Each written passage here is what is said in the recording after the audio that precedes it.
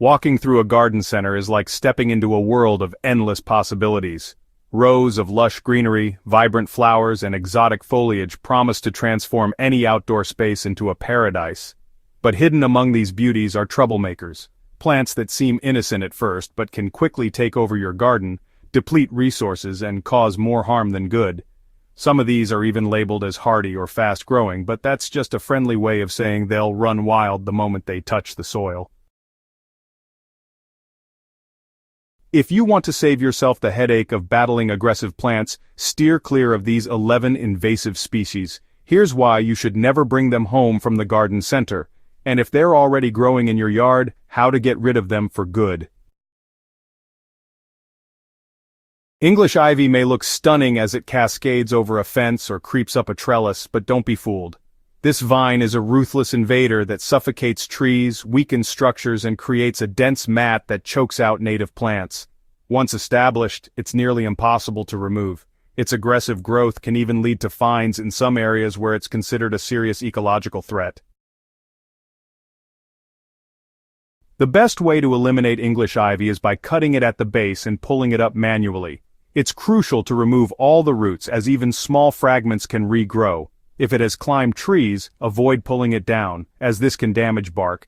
Cut it near the base and let it wither away naturally.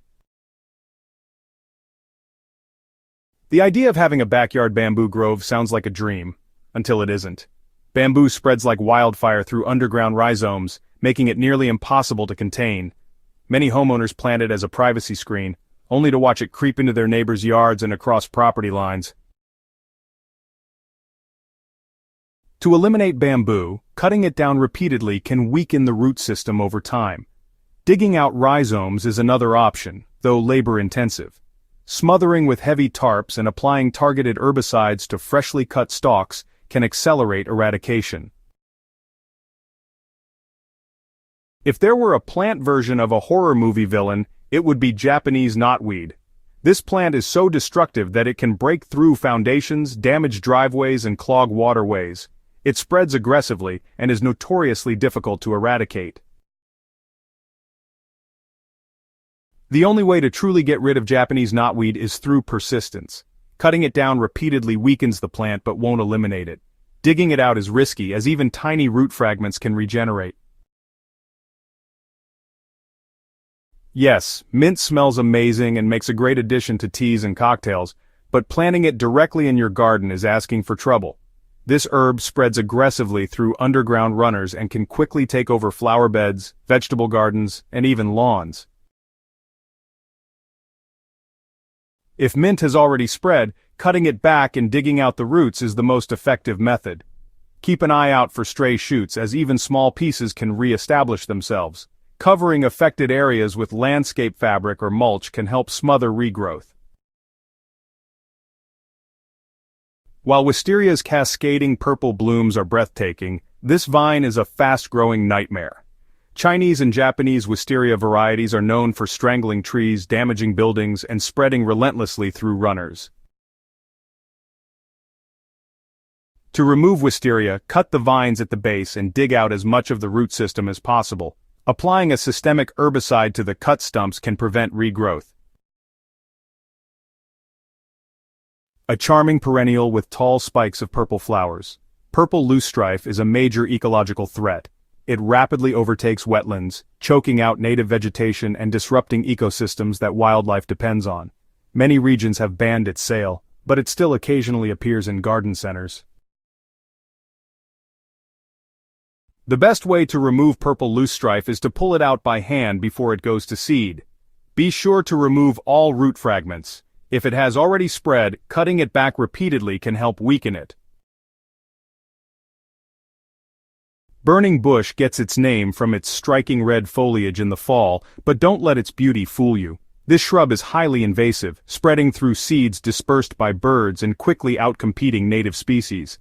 Once it establishes itself in a landscape, it forms dense thickets that are extremely difficult to remove. To eliminate burning bush, remove small seedlings by hand. Larger shrubs need to be cut at the base and treated with herbicide to prevent resprouting. Chinese privet is often sold as a hedge plant, but this fast-growing shrub is a menace.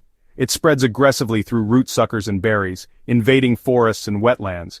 It crowds out native plants, reducing biodiversity and creating a monoculture that offers little to local wildlife. Removing Chinese privet requires cutting the shrub to ground level and treating the stump with an herbicide. Hand pulling is effective for young plants but difficult for mature ones.